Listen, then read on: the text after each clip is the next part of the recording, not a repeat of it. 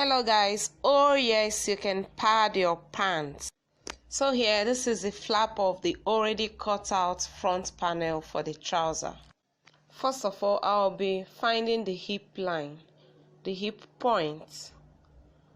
The hip point is 10 because it is a high waist trouser. So the hip point is 10 because it's gonna be a high waist pants. Next is to find the dart point. I'm including the sewing allowance to the dart point, so that will give me 5 inches. From there, I'll take it straight to the hip line, so that will be the point of my pad. Next, I'm going to measure from the waist point to the under hip point, so that will be where my pad will be curving from. So I'm curving from the dart point of the hip line to the underbutt. I'll be adding 2 inches below to get the curve down to the lap. So watch as I'm just doing it.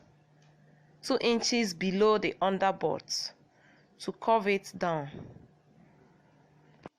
So I'll be taking the same 3 inches up, because from the hip line to the underbutt it's 3 inches, so I'll be taking it up. That will be the up hip line.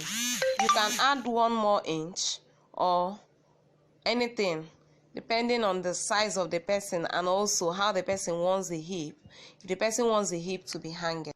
So as you can see the way I curved it out, so this is how I'll be curving out the hip pad. In this particular design, I'll be using the light foam, which is about 1/2 inch depth. Now that I've folded it into 2, I'll be taking the measurement of my hip line that I've already curved out, and then the midpoint to be able to get the width of it, and then I'll curve it out in the same manner I already curved out from the trouser, as you can see. After then, I'll cut. I'm cutting it in that curvy manner, and then I'll separate it into 2, one for the other side, one for the other side, as you all know. And here is the already cut out foam. I'm removing the sharp edges. You know, we don't need sharp edges in sewing. So I'm removing it, I'm taking it out. You know, you see I have 2 already. To make it a bit thicker, I'll be coming in by 1 inch in all round of it to be able to get another foam that would add to the hip line to make it slight thicker. After marking it, I draw out the same curve in the same manner, but this time around it is smaller. So this smaller part of it will be inside. Just keep watching.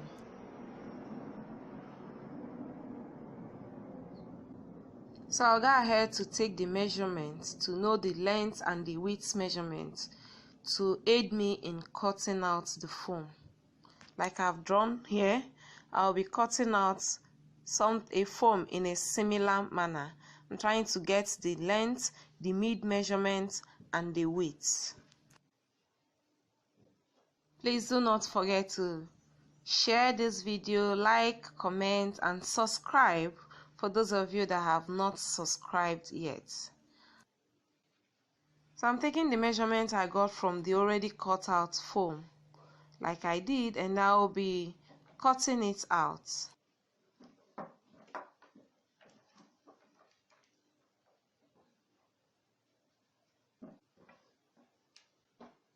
And then I'll be placing it side by side on the foam, in the inner part of the foam.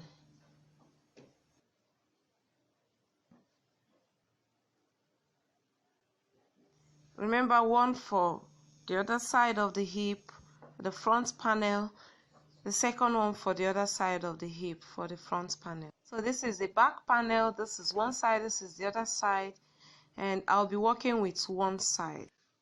Wonder why one side is 2? Yes, I went ahead to remove the darts to create the both part.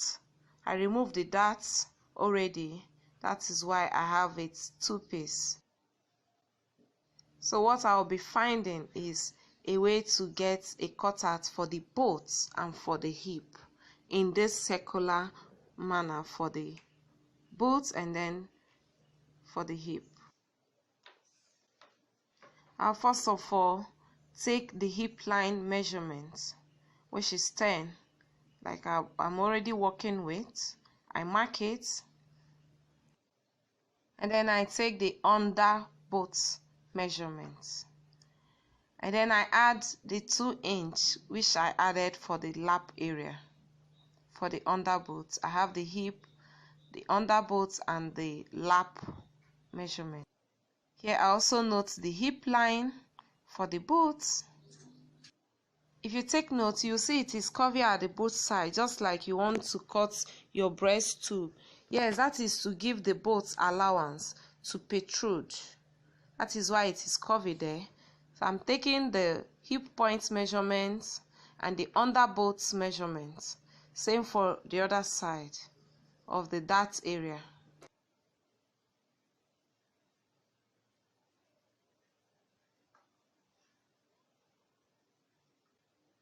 So I will also be coming up by the inch of the under both.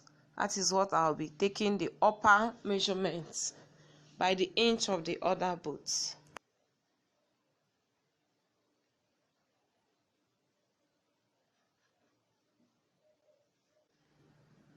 So right here I am removing my both sewing allowances. So whatever I have, I divide it into 2 for me to get the curve for the both. Of course, you know the pad does not need to get very close to the both line.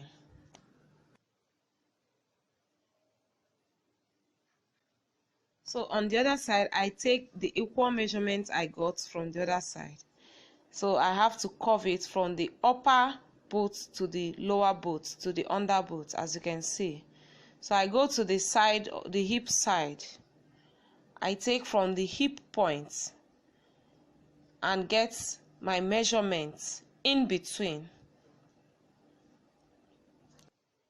In this, I already gave a space of 1.5 inches to create a space between the both and the hip.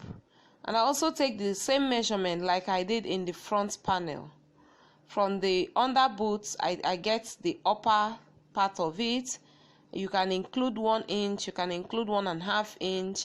Depends on the size of the person, like I said, and it depends on how high the person wants the hip to be. And then I create my curve like this. Next, I will be taking the measurements and also go to cut my foam in this manner. Take the midpoint, the length, and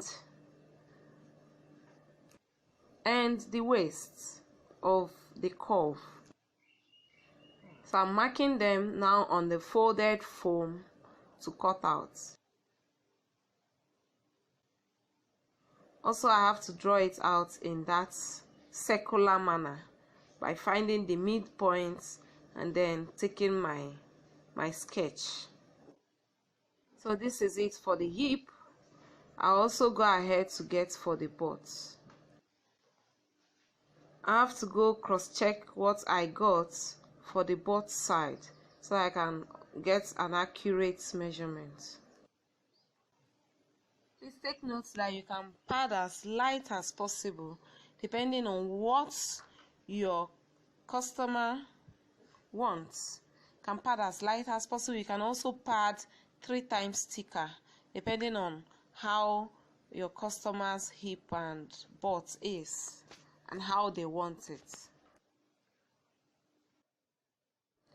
So I'm going ahead to mark the length, the midpoint, and then the width, and then I'll curve it out.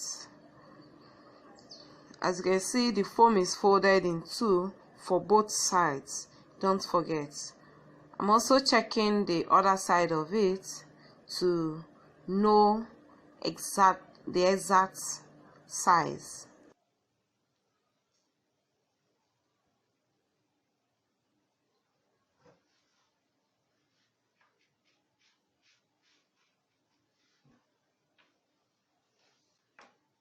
So I'll go ahead and also draw out the midpoint of the boat.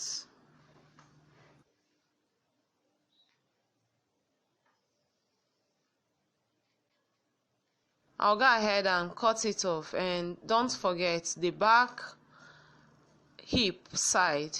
I'll also be minusing 1 inch from the main cutout to make it double padded like I did for the front hip.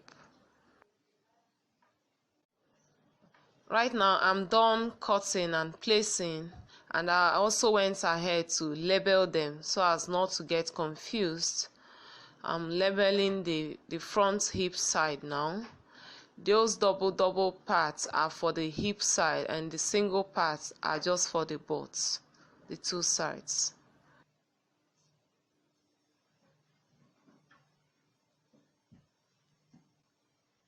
So right now I am ready. I went ahead to cut a stay for each of the materials, and I'll place them accordingly. As you can see, afterwards I'll use the iron to iron them. As you can see, I'm placing them accordingly, and I'm also placing the foam how it is supposed to be. If you're confused, please use your tape to measure to know the exact points you designed for it.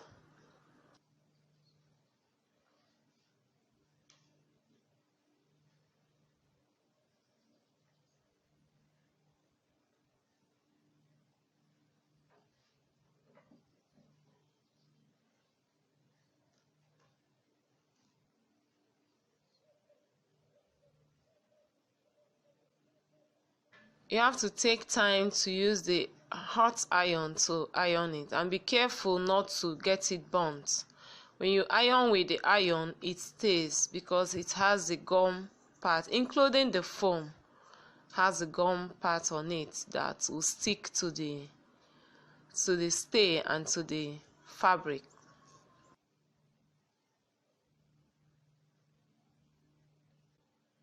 So this is for the both side. I'm using single for the both side, so I'll go ahead to place them accordingly. As you place, you measure so as not to have it go up and down. You understand what I mean?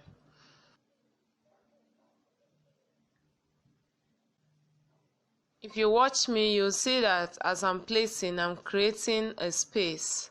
The space is for the sewing allowance so that it won't be bulky when you sew. And then do not forget to trim off the excesses. You create a space for the sewing allowance, don't forget that. I'm pinning them so that it will not shift during ironing.